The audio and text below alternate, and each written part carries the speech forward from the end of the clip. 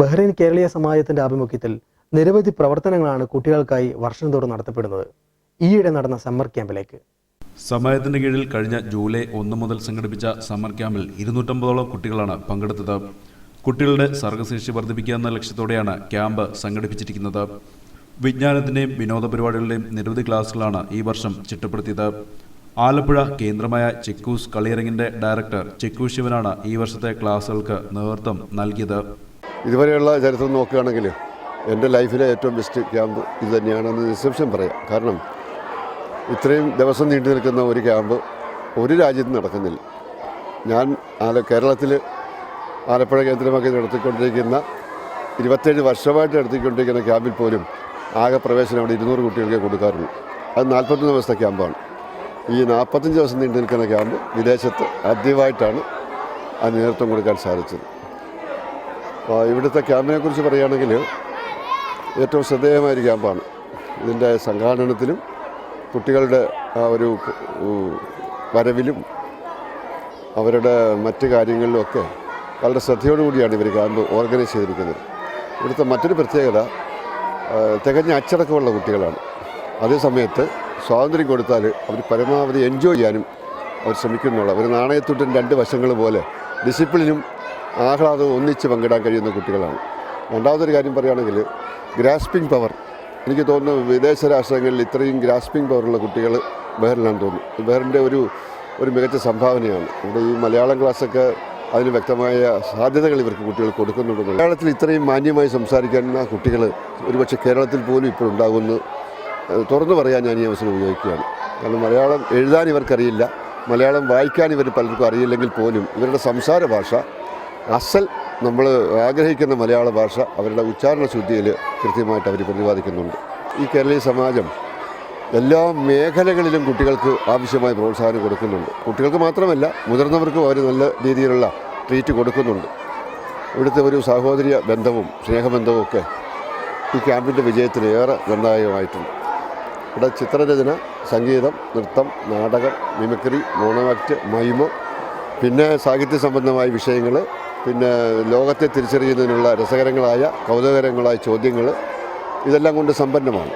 ഇതിലൊക്കെ ഉപരി എല്ലാ വീക്കെൻഡിലും എല്ലാ വ്യാഴാഴ്ചകളിലും കുട്ടികൾക്ക് അവരുടേതായ പെർഫോമൻസ് അവരുടെ സ്വന്തം സംവിധാനത്തിൽ, അവരുടെ സ്വന്തം രചനയിൽ, സ്വന്തം അവതരണത്തിൽ പ്രസൻറ്റ് ചെയ്യാനുള്ളൊരു വേദി ഇവിടെ എത്തിയിട്ടുണ്ട്. ഈ അവധിക്കാലം കുട്ടികളിൽ മാനസികമായിട്ട് എങ്ങനെ സന്തോഷിക്കാൻ എന്തെല്ലാം കൊടുക്കാം, അതാണ്. അതിലൂടെ നമ്മുടെ വിവിധങ്ങളായ കലകളെക്കുറിച്ചുള്ള തിരിച്ചറിവ്, എങ്ങനെ നമുക്ക് കുട്ടികളുടെ ആഹ്ലാദം പങ്കിടാനുള്ള വേദി ഒരുക്കാം. ഇവർ നാളെ ഇനി സ്കൂൾ തുറന്നു കഴിഞ്ഞാൽ സ്കൂൾ മുറ്റത്തോട്ട് ചെന്ന് കഴിഞ്ഞാൽ അവിടെ സ്കൂൾ കൂട്ടുകാരോടൊപ്പം എങ്ങനെയൊക്കെ സമയം കണ്ടെത്താം, അങ്ങനെ ഒരു സർഗവാസന കണ്ടെത്തുകയാണ്. അപ്പോൾ ഇവിടെ സ്നേഹം പകർന്ന്, അത് സ്നേഹത്തിനാണ് മുഖ്യത കൊടുത്തിരിക്കുന്നത്. കുട്ടികൾ തമ്മിലുള്ള പരസ്പരമായ ഒരു ആത്മവിശ്വാസം, സ്നേഹം, ഈ മാതൃത്വം എന്ന മഹത്തായ ഒരു വാക്ക്, അതിനെ പൂരിപ്പിക്കുന്ന തരത്തിലുള്ള പരിപാടികളാണ് ഞങ്ങൾ കൂടുതൽ കുട്ടികൾക്ക് കൊടുക്കാറുള്ളത്. ഇപ്പോൾ ഇത്തവണ നമ്മൾ ക്ലോസിംഗ് സെറമണിക്ക് ഗ്രാൻഡ് ഫിനാലേക്ക് ചെയ്യുന്ന പരിപാടികളാണെങ്കിൽ തന്നെയും ഈ അമ്മ എന്ന പദത്തിന്, അല്ലെങ്കിൽ മാതൃസ്നേഹം, മാതാപിതാ, ഗുരുദൈവം എന്നുള്ള ആപ്തവാക്യങ്ങളെ നമ്മൾ കൊണ്ടുവന്നിട്ട് അതിലൂടെയുള്ള കലാസൃഷ്ടികൾ കുട്ടികൾക്ക് കൊടുക്കുകയാണ്.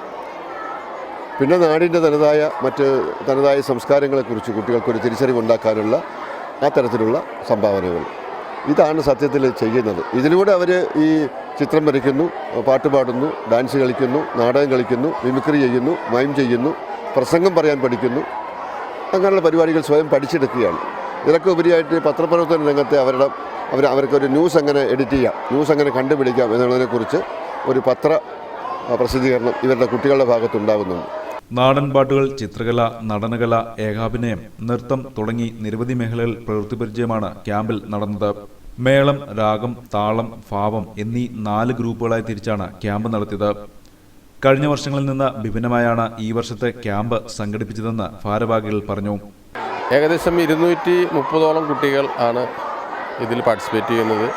5 വയസ്സ് മുതൽ 15 വയസ്സ് വരെ പ്രായമുള്ള അവരെ ആദ്യമായി ചെയ്തിരിക്കുന്നത് വയസ്സ് അടിസ്ഥാനത്തിൽ 6 ഗ്രൂപ്പുകളായി തിരിച്ചിരിക്കുകയാണ്. അതിൽ 4 ഗ്രൂപ്പ് 9 വയസ്സിന് മേലെ 9 മുതൽ 15 വയസ്സ് വരെയുള്ള 4 ഗ്രൂപ്പും 5 വയസ്സ് മുതൽ 8 വയസ്സ് വരെയുള്ള 2 ഗ്രൂപ്പുമായിട്ട് തിരിഞ്ഞിരിക്കുന്നു. അതിൽ ഈ പറഞ്ഞ പോലെ ഈ മാഷ് നേരത്തെ പറഞ്ഞതുപോലെ ആരോഗ്യപരമായ മത്സര ബുദ്ധികളോടെ കലാരംഗത്തേക്കുള്ള പ്രവേശനം, അവരാൽ സൃഷ്ടിച്ചെടുക്കുന്ന കലാസൃഷ്ടികൾ, അവരിലെ സർഗവാസനകളെ ഉയർത്തിക്കൊണ്ടുവരാനുള്ളൊരു പ്രയത്നമാണ് മാഷിൻ്റെ ഈ പ്രാവശ്യത്തെ കലിയരങ്ങിൽ ഞങ്ങൾക്ക് കാണാൻ കഴിഞ്ഞത്.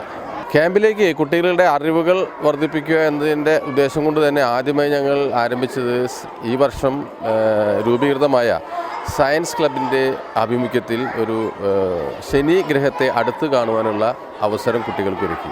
അതിനുശേഷം ബാഡ്മിൻ്റൺ രംഗത്ത് വിദഗ്ധരായ കോച്ചുകൾ നിർത്തിക്കൊണ്ട് താല്പര്യമുള്ള കുട്ടികൾക്ക് അവർക്ക് കോച്ചിങ് ക്യാമ്പ് സമയത്തിന് ശേഷം, ഇനി ഞങ്ങളുടെ ലക്ഷ്യത്തിലുള്ളത് ഫോട്ടോഗ്രാഫിയിൽ താല്പര്യരായവർക്ക് ഫോട്ടോഗ്രാഫി ക്ലാസ്സുകൾ ഈ ക്യാമ്പ് സമയത്തിന് ശേഷമാണ് അതും അറേഞ്ച് ചെയ്തിരിക്കുന്നത്. അങ്ങനെ നിരവധി ബോധവൽക്കരണ ക്ലാസ്സുകൾ നടത്തുകയുണ്ടായി. ഇത്തരത്തിൽ പോയ വർഷങ്ങളിൽ നിന്നും വ്യത്യസ്തമായി നിരവധി പരിപാടികളാണ് ഈ വർഷം കുട്ടികൾക്ക് വേണ്ടിയിട്ട് ബഹ്റിൻ കേരള സമാജം ഭരണസമിതി മുൻകൈ എടുത്തുകൊണ്ട് പ്രവർത്തിക്കുന്നത്.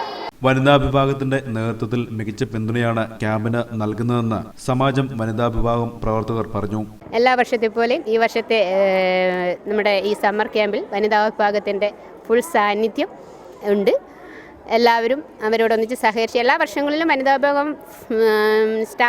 വിഭാഗത്തിലുള്ള മെമ്പേഴ്സാണ് മിക്കവാറും ഇതിൽ ടീച്ചേഴ്സായിട്ട് വരാറുള്ളത്. ഈ വർഷം കമ്പാരിറ്റീവ്ലി കുറവാണ്, എങ്കിലും നമ്മുടെ ഫുൾ സപ്പോർട്ടും എല്ലാം ഈ വർഷത്തെ ക്യാമ്പിനുമുണ്ട്. സൗകര്യങ്ങളോടെ സൗത്ത് പാർക്ക് റെസ്റ്റോറന്റ് നിങ്ങളെ വരവേൽക്കുന്നു. കലാപരിപാടികൾക്കും മറ്റ് പൊതുസമ്മേളനങ്ങൾക്കുമായി പ്രത്യേകം സജ്ജീകരിച്ച 400 പേർക്കിരിക്കാവുന്ന പ്രിയദർശിനി ഓഡിറ്റോറിയം വിത്ത് സ്റ്റേജ്, 200ഓളം പേർക്കിരിക്കാവുന്ന ദർബാർ ഹാൾ, 50 പേർക്കിരിക്കാവുന്ന എക്സിക്യൂട്ടീവ് കോൺഫറൻസ് ഹാൾ തുടങ്ങിയവ സൗത്ത് പാർക്കിന്റെ മാത്രം പ്രത്യേകതകൾ. നിങ്ങളുടെ ഒത്തുചേരലുകളെ അവിസ്മരണീയമാക്കുവാൻ സൗത്ത് പാർക്ക് എന്നും നിങ്ങളോടൊപ്പം. South park restaurant, ഗുദേബിയ. Contact telephone number 17243900.